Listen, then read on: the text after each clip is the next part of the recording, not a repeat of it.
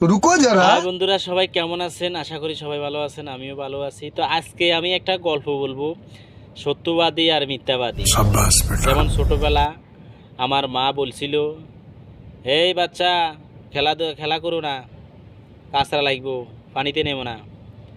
যদি পানিতে নামো আজকে খানাও হবে না, মাইরে চলবো। খেলাধুলা শেষ করে ঘরে গেলাম, খানার টাইম হইলো, খাইলাম, মায়ের কোনো গ্যারান নাই।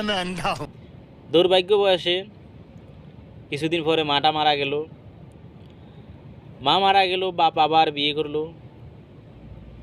বিয়ে করার পর একদিন হঠাৎ করে সৎমা বলল, এই বাচ্চা, গাছে কেন ওঠো, পানিতে কেমন নামো, এই সমস্ত শতানি কেন করো? আজকে এরকম শতানি করছো, আজকে দুপুরে ভাতও বন্ধ, মাইরে চলবো। ঠিকই দুপুরবেলা খাইতে গেছে, খানা ভাত, খানার কারণে একটু কান্নাকাটি করলো, এই কারণে ধরে আবার মাইরও ফিরি। তো এখানে গল্প শেষ। বুঝাইতেছি এটাই, আপন মা মিথ্যাবাদী, সৎ মা সত্যবাদী। আপন মা যেটা কইছে সেটা করে নাই, সৎ মা যেটা বলছে সেটা করে দিছে। এটাই গল্পের মূল কাহিনী। কাহিনী এখানে শেষ। আল্লাহ হাফেজ। যদি গল্পটা ভালো লাগে পাশে থাকবেন, আরও গল্প দিব ইনশাআল্লাহ।